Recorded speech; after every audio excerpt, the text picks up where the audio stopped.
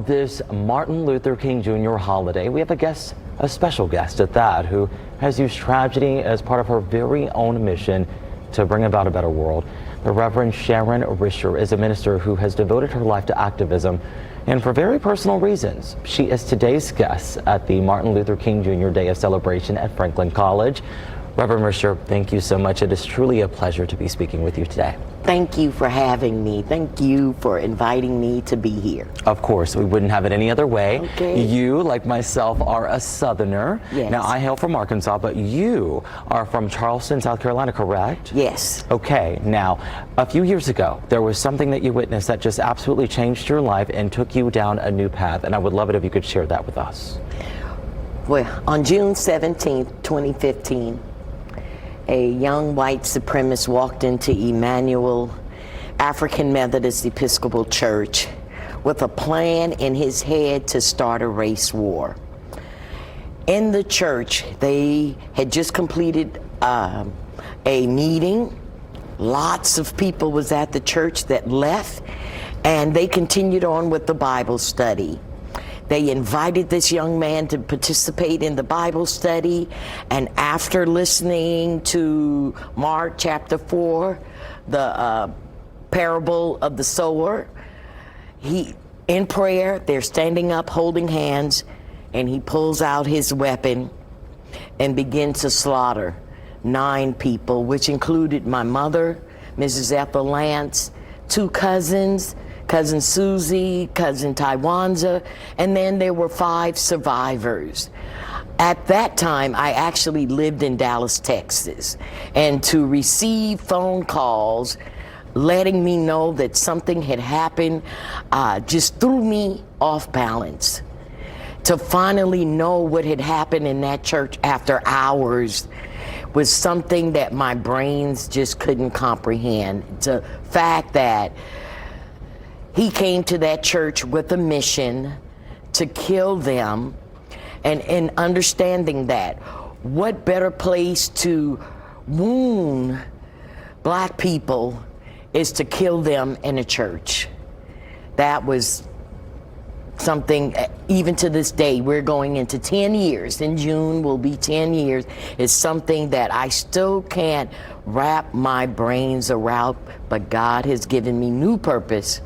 And so I carry that because I will always honor them, always call their names, and to let America know that we are on another side of racism and white supremacy, that we will not continue to have this be a part of the fabric of America. Now, first off, thank you for sharing your testimony. We continue to pray for not only your strength and your healing, but your persistence to carry out your mission that God has given you. Mm-hmm. One thing I really want to touch on here for the viewers, you have become a very vocal gun safety advocate. Yes. But even though you are currently in activism for new gun safety laws, you go against the death penalty. And that's something that I'm sure will shock many people. Yeah. It shocked me. It shocked me that in the beginning, before the trial and everything started, the death penalty was thrown out there of what would happen to Dylann Roof. My daughter, my baby sister, the first one who said, "I forgive you," does not believe in the death penalty. But I am a person of deep faith and conviction. And understanding the death penalty, my heart could not allow me to have him executed and anybody else to be executed. I understand that God is a forgiving God and he could redeem anybody. So we cannot put a tag on whose crime is worse than somebody's else. And so, yes, it is a very complicated topic, but see, it's not just about Dylann Roof. And that's what I need people to understand. It's more than him. This is bigger than him.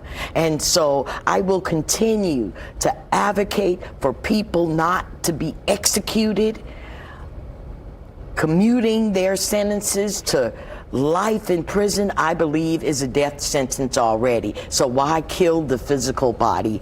And then, yes, it's very complicated, and a lot of people don't agree with me, but I believe in God, and that's the only person I have to answer to. Reverend Risher, I wish we had more time to talk Yes. about this subject, but you do have a book, and in that book you talk so much more about your story and such a powerful message of forgiveness and persistence and taking what you've been through and making purpose, seeing Yes. God's purpose in Yes. it. So thank you so much for Thank stopping you by. for having me. Of course.